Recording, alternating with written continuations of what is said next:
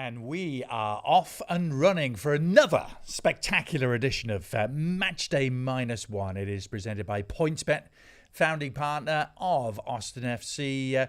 Delighted to be with you. A rare Tuesday afternoon edition. I don't know if we've ever been able to say that before from St. David's performance. So Adrian Healey, Michael Lahoud, looking ahead to Austin FC against the Portland Timbers, Michael. But let's start by just pausing for breath and looking back a little bit and what was still a night that I'm feeling the reverberations from. I feel like the adrenaline is still pumping in me from our experience of Friday night, which was a very special one. Well, I'm still glowing. I'm cheesing just from cheek to cheek. I can't stop talking about the game. My neighbors at home will probably want me to stop talking about it. Did you see the Austin FC LAFC match? But what a special night. Yeah. The biggest game in Austin FC history, up 2 points. And there will be bigger games. We'll talk about that later, hopefully, to come. But the top two teams, or two of the top teams in Major League Soccer, going toe-to-toe on the national stage. ESPN, Friday Night Lights. And you go and put that sort of performance, an absolute butt-whooping on the top team in the league, a statement win from the Verde and Black. Is that the technical term, a BW? The whipping? That's what we call it. Well, it was, wasn't it? And, there have been some narratives out there that, LAFC had an off night. Nonsense. No. The Verde and Black came out and absolutely dominated them from the start. Just loved the intensity and the way they approached. They were up for it from the word go, and LA wanted no part of it. It just makes you wonder from that perspective of when LAFC, and credit to them, they'd been steamrolling a lot of the competition, getting wins home and away, and doing it in emphatic style. If when you're prepping for that game, if you already have the narrative written in your head, and it's hard to get away from that, but that's a conversation for another time.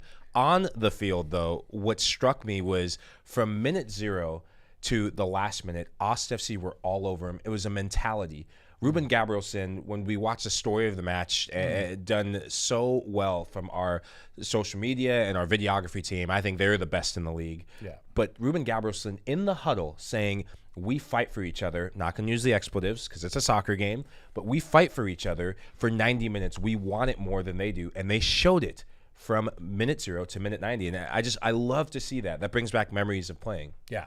Could have been 11 man of the matches handed out at the end of the night. Seriously, everyone played well. Two fullbacks, fantastic game, shutting down Vela and Bale. Not only shutting them down, making them anonymous and almost wanting no part of proceedings, and contributing moving forward. Thought the midfield three played terrifically. Of course, the front three, Urruti and Fagundes perhaps having both of them, perhaps having their best games of the year. When you're playing against a team that is right there with you in terms of being one of the top goal-scoring teams, Austin FC now the top goal-scoring team in Major League Soccer, but when you're playing against a team that has such dynamic midfield, such dynamic attack, you have to limit what they do well first.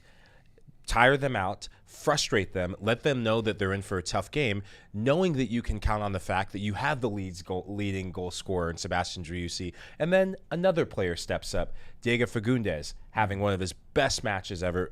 Maxi Urruti, that long-awaited goal over the last couple of games, and boy, did he do it in style. It just felt like the entire stadium was up for this, and the players felt it, and they delivered. I'll come back for a final thought on Friday night when we get to the Lahoud mood. Let's move on to the scenario, pivot forward to tomorrow night, because now here we are on 51 points. There's never been in the history of MLS a case where 50 points wasn't enough to make the playoffs. So is it in the bag? Well, the mathematicians tell us no, not quite yet. And that's because there are lots of algorithms out there, and there's a scenario, but everyone would have to basically be perfect to deny us. However, what we will say is Austin can clinch their first ever playoff position with a victory tomorrow, and a little help. The games involving Seattle, Nashville, and the Galaxy. There's some combination of results there that will also have to happen for us to absolutely clinch 100% tomorrow. But it's there. All we can do is take care of our own business against the Timbers. And it's a perfect scenario when you go through the emotional highs of a game like LAFC, and we saw it, was it 2 weeks ago with Austin FC, the emotional high of that Sporting Kansas City comeback. it's so hard to replicate it, to get up for it energy-wise. Yeah. You have to have something to play for, and they have something massive to play for. One of the goals of this team, Josh Wolf talked to us about that today, is making the playoffs. There's no secret about it. You want to win MLS Cup, you got to get to the playoffs. Yeah. And for this team to move past year one, it's now becoming a playoff team. And just they will be chomping at the bit for that first whistle to get going, to go up against a team they're fighting for their playoff lives in Portland. Yeah. That machine that calculates playoff things is some smoke is coming out of it at the moment. The algorithm is in. There's so many permutations. But basically, take care of our own business, and we're in. And it starts against the Timbers, who have plenty to play for themselves, by the way, as we get to the showdown on Wednesday night. Two teams both coming off emotional wins. We talked a little bit about ours, but the Timbers likewise. A big Cascadia Cup clash against Seattle. They had to win. They did. But they are fighting for their playoff lives, Michael. And for them, they will feel confident because they came back. Seattle gets the early goal through Ymar, and then just two of their attackers, Dairon Asprilla, the three best rappers of all time, Dairon, and Sebastian Blanco, they come up with the goods, and they have been players who get hot towards the end of the season and at the right time for this Diego Valeri-less Portland's Timber. This is a new-look team, and previous two games before that, they got played off the park. Yeah. Toronto FC plays them off the park. And then, Sporting Kansas City plays them off the park. So they had to respond. And now they're coming back to Q2 Stadium, to a place where it hasn't gone all right for them in not too long ago past. Yeah, exactly. Fond memories. Some of our brightest memories from year one at Q2 Stadium involved the visits of the Timbers. July of last year. Never to be forgotten. Really, I mean, John Gallagher, that first goal, the eruption that followed it, it was almost like some pent up frustration for the first two home games suddenly just unloaded on the Timbers, and 4-1, and then having done that, it's hard to beat the same team again, but they did in almost a similar fashion, winning 3-1 in August. So that sticks with players on both sides of the field. Timbers have only tasted heavy defeat here. We know what's involved in beating the Timbers. And Portland, go back to the earlier part of the season, Austin FC fell 1-0 away to the Portland Timbers in the game that was closely contested. And I think Portland learned from some of those mistakes last season here at Q2 Stadium. Yes, it was at their home turf, but they defended for a large majority of that game. The Verde and Black had a lot of the ball, and I thought they were the better team in the first half. It was just about executing on set pieces in the final third in both boxes that was a difference maker. But a lot of new faces in that first earlier the season matchup between these two teams. It was interesting. We went back and watched some of that tape this morning from that game. Seems so long ago now, doesn't it? Third game of the season up there in March. We just won the first two games at home by big score lines. We went up there, and it's actually amazing looking back how many chances we had in there. We lost 1-0. They scored a set-piece goal. It was Ruben Gabrielson's first start, wasn't it? Yep. But we had chance after chance in that game. Also had a couple of clear-cut handballs that weren't called. 2 to be exact. So you could look at the series between these two teams and say, well, every game has been won by the home team, which it has. But we really played them toe-to-toe up there in March, in the early stages. As you say, the team is different now. So, yeah, and I think a player who I'm excited to see, and we say he loves to score against his former employers. You know him. Yes. Was the guy who I thought was so – it was disappointing to not see him get Team of the Week. Maxi Urruti. Mr. Maxi Urruti. Yeah. 2 goals, What a goal. taken goals against what a LAFC. game he had.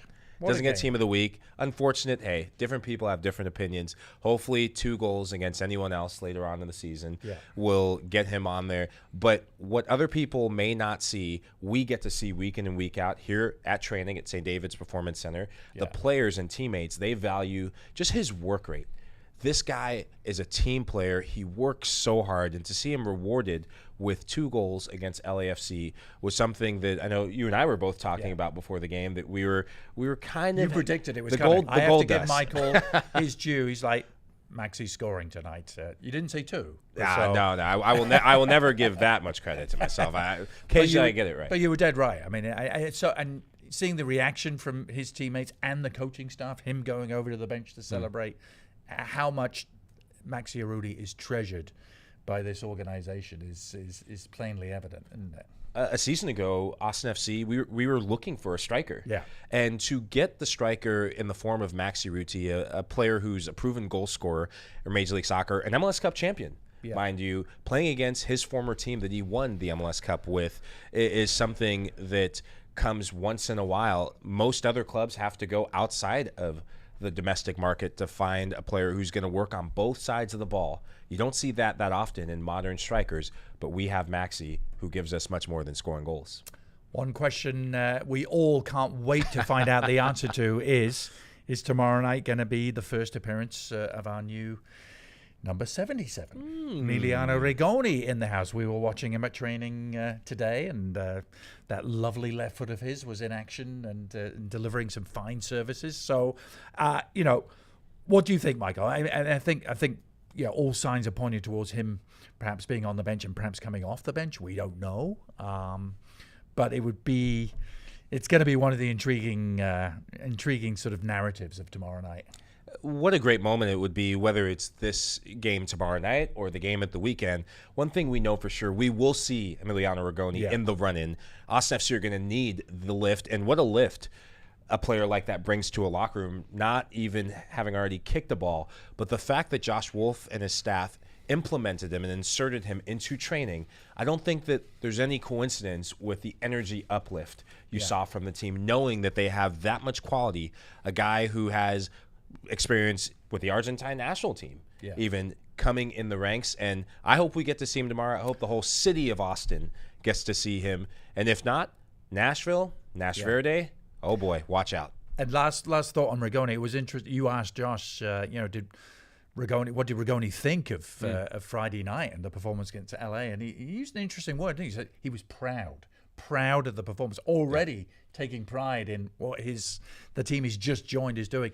And I reminded him, Rigoni had said earlier in the week, we're not afraid of LA.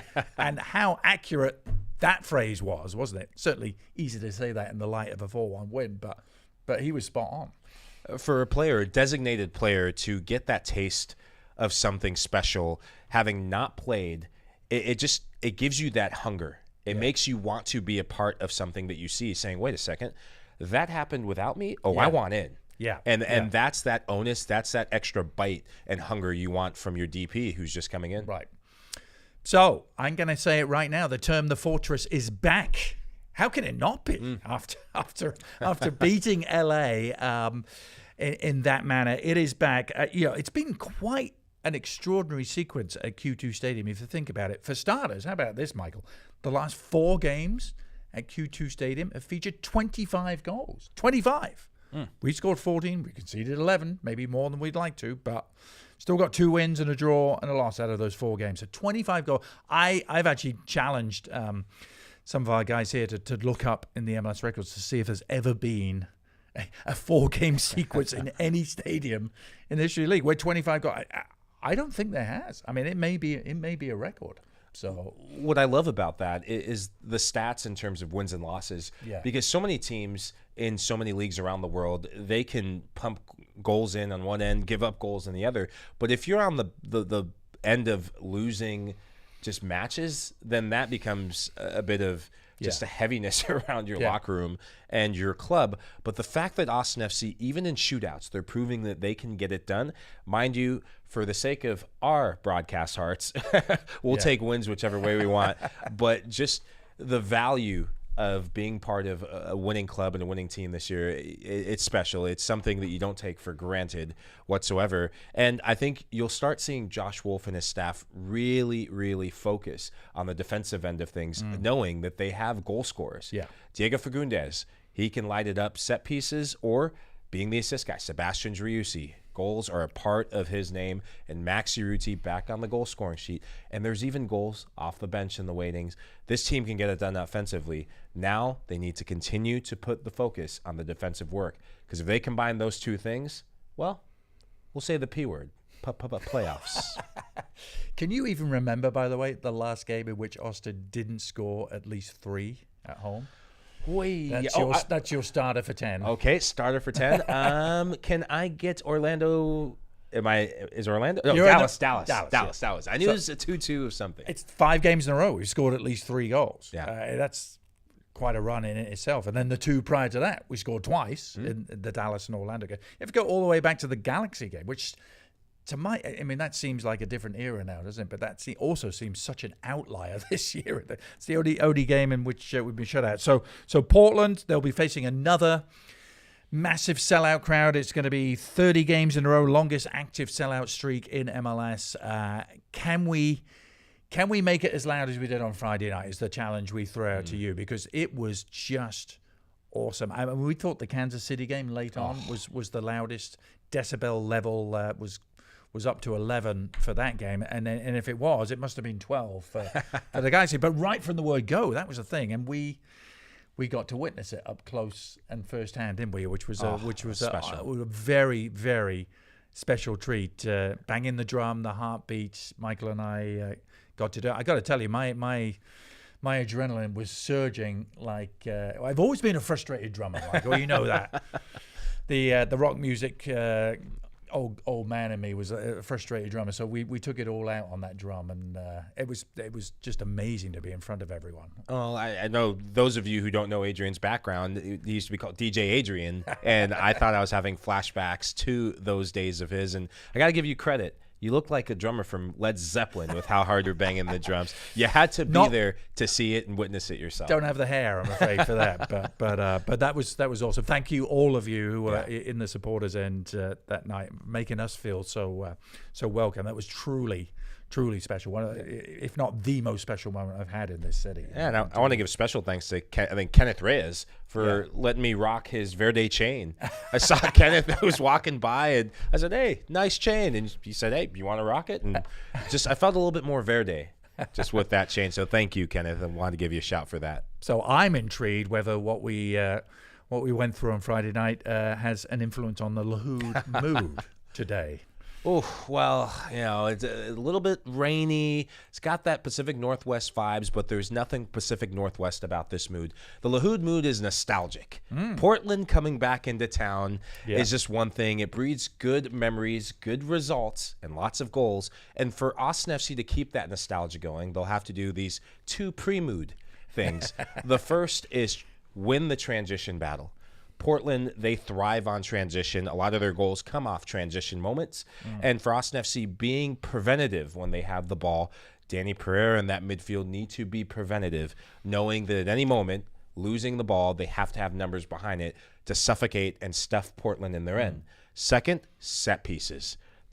In that matchup, back in March, set pieces were the thing that was the difference maker in the game. Portland got their one chance and took it. Look for them to try and make this an ugly, scrappy, physical battle and leave that game up for set pieces.